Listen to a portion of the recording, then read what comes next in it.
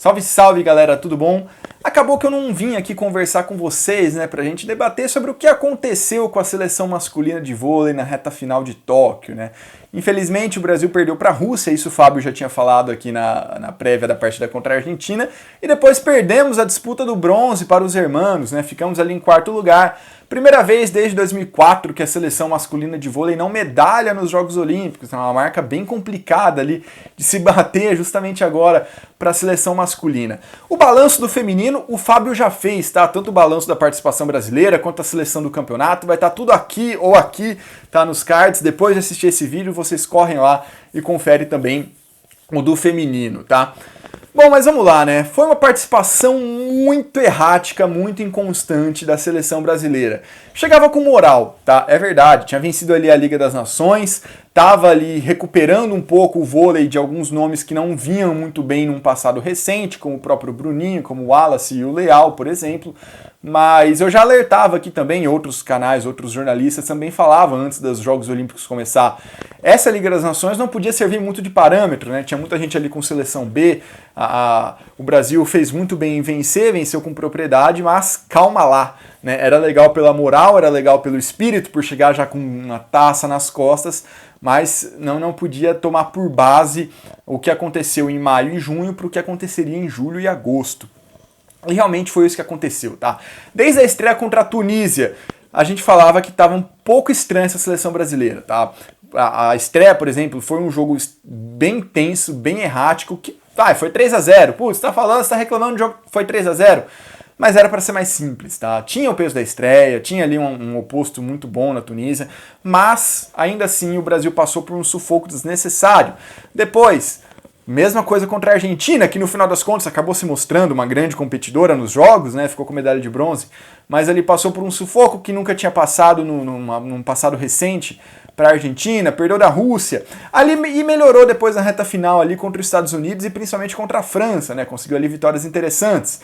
Nas oitavas contra o Japão, foi novamente um 3-0, mas eu inclusive falei com essas palavras exatamente, né? O Brasil fez o suficiente para passar do Japão, tá? Deu para o gasto, não teve aquela dominância, aquela superioridade, não foi aquela seleção masculina de vôlei brasileiro que a gente acostumou a ver desde 2004 em Atenas para cá, nos últimos 17 anos, certo? Então, a gente via que era um time já um pouco mais nivelado com os principais concorrentes. Ainda no hall de favoritos? Ainda no hall de favoritos, é claro.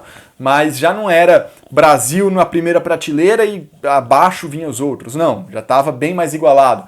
E contra a Rússia, né, já duas derrotas ali por 3-0 na Liga das Nações e também na primeira fase dos Jogos Olímpicos. A derrota em si não foi o problema, assim como a derrota em si para a Argentina também não foi o problema e a consequente ausência do pódio. Tá? Uma hora o Brasil ia ter que perder. As sequências de vitórias são excelentes, são lindas, são grandes histórias. Essa seleção ficou marcada, vai ficar marcada na história do voleibol mundial, mas uma hora acaba, né? Uma hora o Brasil perde. E o problema foi muito mais como isso aconteceu do que, de fato, o Brasil escorregar, né? E ficar fora do pódio. O primeiro set contra a Rússia foi muito bom, o segundo também uma derrota aceitável, né? A Rússia é um grande time, mas a partir do momento que você perde uma vantagem de 20-12, depois um 24-19 ali, gera um pouco de frustração, né? Um pouco de revolta, aquela sensação péssima da derrota escorrendo entre os dedos. E assim, é fácil falar que a comissão técnica errou, tá? Tomou algumas decisões duvidosas desde a convocação e na primeira fase? Sim, isso é inegável. Só que veja bem, você também tem um elenco ali, campeão olímpico, campeão mundial, alguns até que estiveram em Londres, que também foram medalhistas naquela ocasião, com uma vantagem gigantesca nas mãos. É aceitável você também dar ali espaço da sequência para que aquele time consiga reverter aquela vantagem por si só e mostre por que conquistou tudo aquilo dos anos anteriores, tá? Não é uma estratégia que faz sentido. Arriscada porque, se desse errado como deu, as críticas viriam. E estão vindo com merecimento, tá? No final das contas, mostrou-se uma estratégia errada, tá? Que não funcionou. Mas tinha uma certa lógica, tá? Num momento ali, até dava para entender. Qual que é o problema? Alguns dos nomes que estavam em quadra já não estavam funcionando, tá? Então, por exemplo, Maurício Souza já não estava muito bem. O Leal estava bem inconstante, o Bruninho estava bem inconstante. E o que a gente vê no final das contas, tá? Até já pegando o jogo contra a Argentina, que o Bruninho novamente não foi bem, o Lucão desapareceu e o Wallace, depois do terceiro set, também praticamente não conseguiu jogar, é que tem gente pedindo passagem nessa seleção. Tá? O ciclo foi muito bom, foi muito bom. O ciclo foi impressionante, histórico, que provavelmente vai demorar muito tempo para que alguma seleção do mundo, em qualquer dos naipes, consiga repetir, tá? Mas que talvez esteja chegando ao fim. Cabe agora a gente pensar em como vai ser feita essa transição. Vai ser feita de uma vez, já no Sul-Americano, no Campeonato Mundial, uma seleção completamente renovada, sem Bruninho, sem Lucão, sem uma galera, ou se vai ser aos poucos, né? Já contando com uma aposentadoria provável e natural, né? A idade vai chegando nos próximos anos desses caras. É isso que tem que ser pensado. Vai continuar com o Renan? Não vai? Como é que é essa avaliação do Renan? Vê com cabeça mais fria, tá? Sem pensar um pouco ali em resultadismo, em terceiro set contra a Rússia.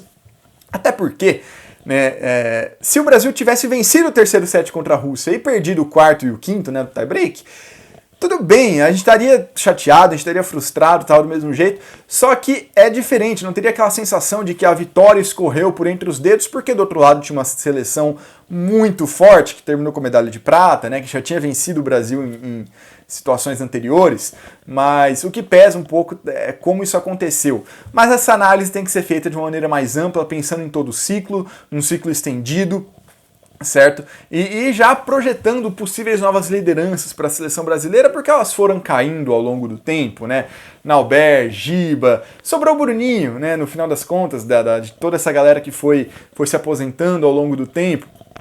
E aí, o Bruninho, dessa vez, ele não conseguiu corresponder à altura, porque ele estava mais preocupado e corretamente em consertar o seu próprio jogo, que foi muito errático nesses Jogos Olímpicos também, para depois levantar um time, levantar uma seleção inteira. Certo? Que era o papel que naturalmente acabava caindo sobre as costas dele. Na verdade, né? E o ponto é justamente esse. Tem alguns nomes aí que estão pedindo passagem. Tá, o Mike tem que ser testado novamente na seleção no lugar do Thales. O Cachopa tá muito bem. Douglas Souza, Isaac. Tem uma galera que tá pedindo para ter mais minutagem, para ser mais testada. E naturalmente isso ia acontecer. Só que um choque de derrota olímpica, é uma derrota que não acontece desde 2000, no século, no milênio anterior, pode acabar catalisando um pouco mais isso para o bem ou para o mal, tá? Isso pode ser feito de uma maneira mais tranquila, e quando eu digo mais tranquila não é nem em velocidade da renovação, mas de uma maneira mais consciente, sem tanta pressão de resultado, pelo menos no próximo ano, ou eventualmente depois, ou de uma maneira mais desesperada, de meu Deus do céu, a gente precisa voltar a ganhar uma medalha de ouro.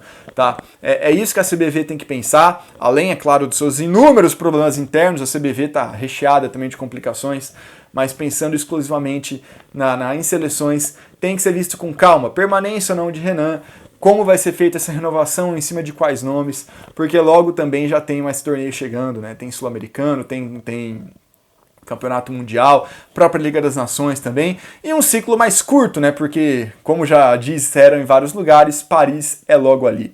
Beleza, galera? Eu devo falar um pouquinho da seleção do campeonato também ainda nessa semana, provavelmente amanhã, mas eu só queria passar aqui para dar essa pincelada sobre as minhas opiniões finais da seleção masculina de vôlei. Foi sim uma decepção, foi sim muito triste, mas méritos totais também dos adversários. Uma hora o Brasil ia ter que cair, e caiu. O problema foi como isso aconteceu, né? Com gente no banco que poderia mudar essa situação, e uma certa apatia, né? Não era uma seleção tão vibrante assim, como por exemplo a gente viu com a Argentina, que atropelou o Brasil. Tudo bem, chegou no tie-break, mas estava num clima, num pique muito mais de conquistar esse bronze do que o Brasil de pegar o bronze ali para sair com medalhinha de consolo após a derrota para a Rússia, em que pese que essa não deveria ser a motivação, né? O Fábio já disse tudo isso no vídeo da prévia do terceiro lugar também, não vou me estender nessa questão.